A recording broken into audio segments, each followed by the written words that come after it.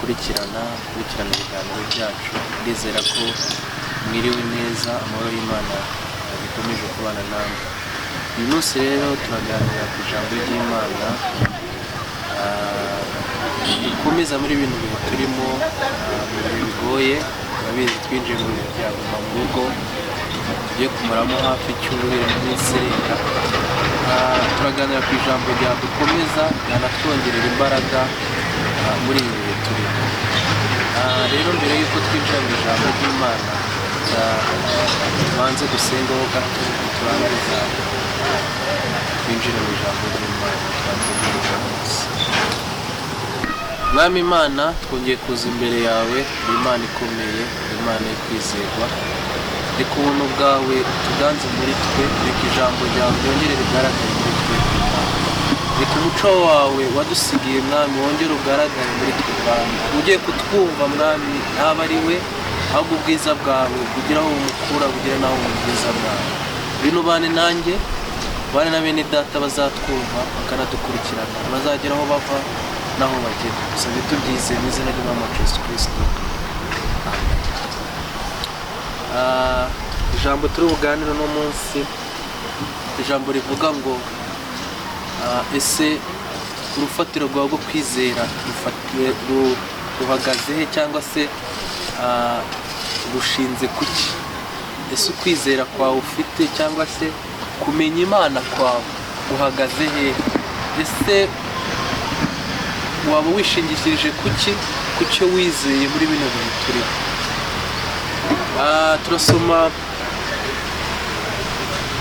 mu gitabo cya Matayo 7 umurongo waho wa 24. Haravuga ngo inzu yo ku rutare niyo ku musenyi. Aha baratubwira inzu bubatse ku rutare uburyo bimeze, bakongera bakatubwira indi nzu yubatse ku musenyi uburyo imeze. Ayo magambo abiri turayahuza n'ubuzima turimo. Ese urwo rutare ruvuze iki ku buzima turimo bwa Kristo?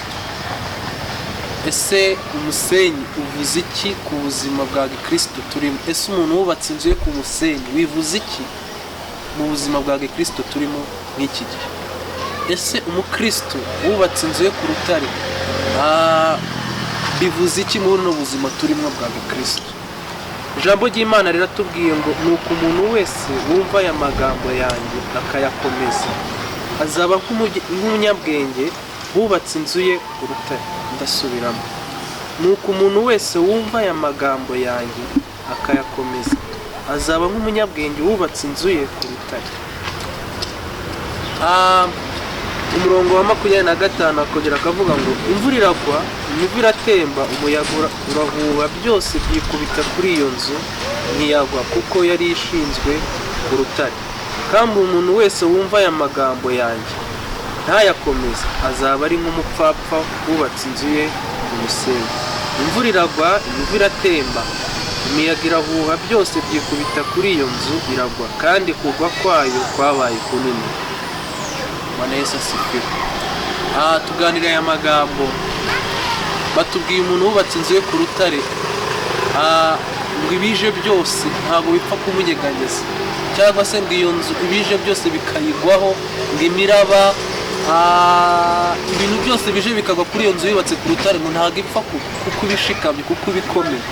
Rero nk'umukristo natwe dukwiriye kugira ahantu twubakira fondasiyo kwizera muri twebwe, kuko abantu dufata nk'icyitegererezo ku buzima bwacu nka ba Paulo, nka ba Daniel, abo bose dufata nk'icyitegererezo ku buzima bwacu cyangwa ku buzima bwa Kristo tugenderamo, hari aho nabo bubatse, hari urutare, hari aho bashinze ubukristo bwabo, baramaramaza, barakomeza. Ese wowe nkurikira, waba wubatse he ijambo ry'Imana wizeye? Mu myaka umaze usenga, mu myaka umaze wizera Imana, wubatse kuki?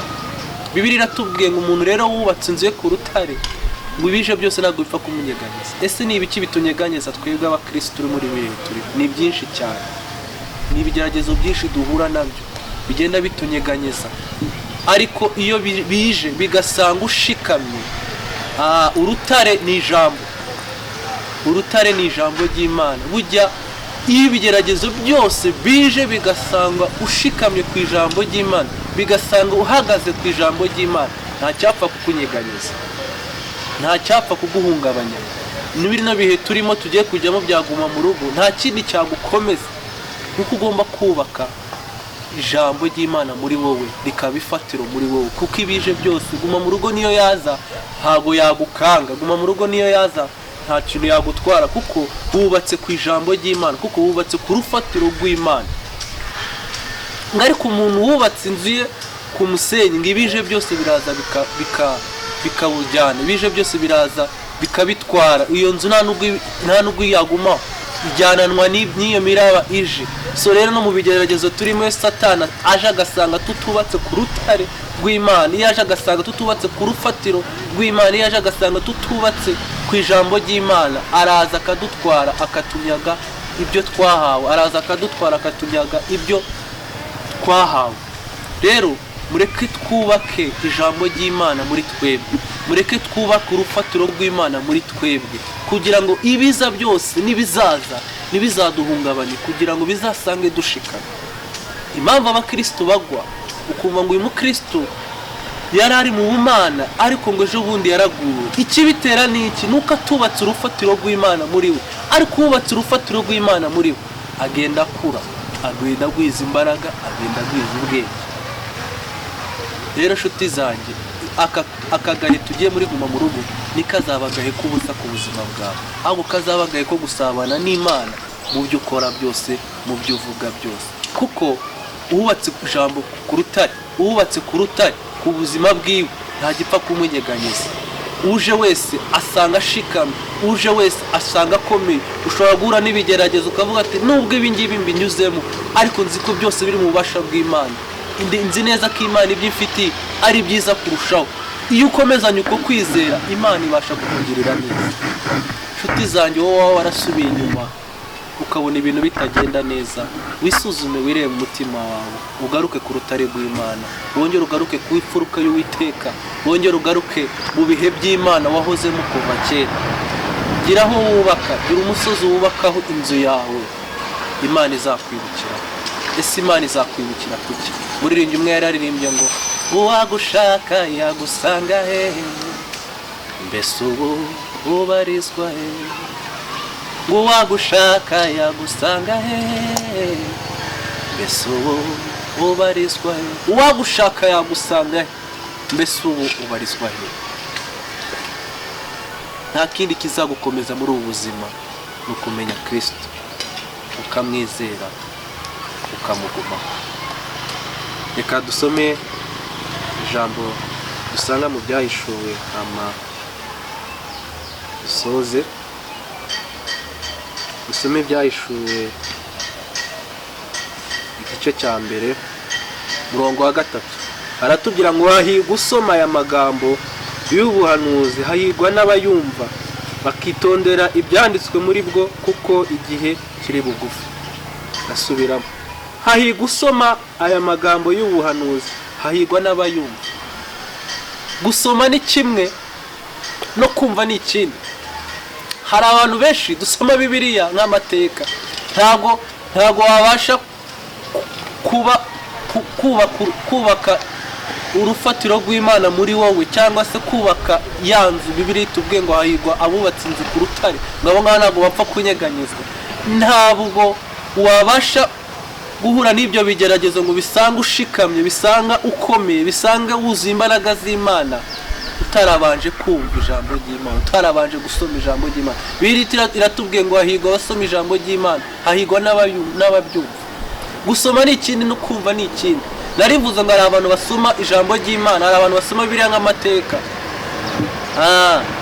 Hari abantu basoma Bibiliya nk'amateka, ariko ndakwifuriza gusoma Bibiliya nk'ijambo ry'Imana. Ugasoma ibintu waranze ukabyapurika, nuko kumva ijambo ry'Imana.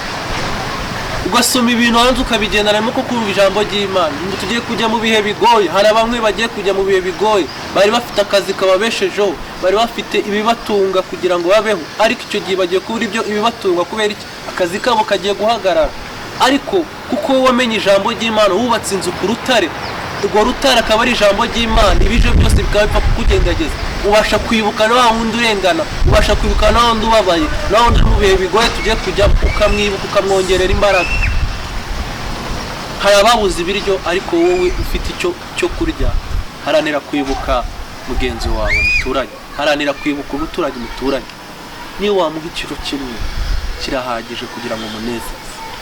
Ibyo nta kindi byakubashisha kugira ngo ugire uwo mutima wo kwibuka mwene so, nuko uba warubatse ijambo ry'Imana ku rutare.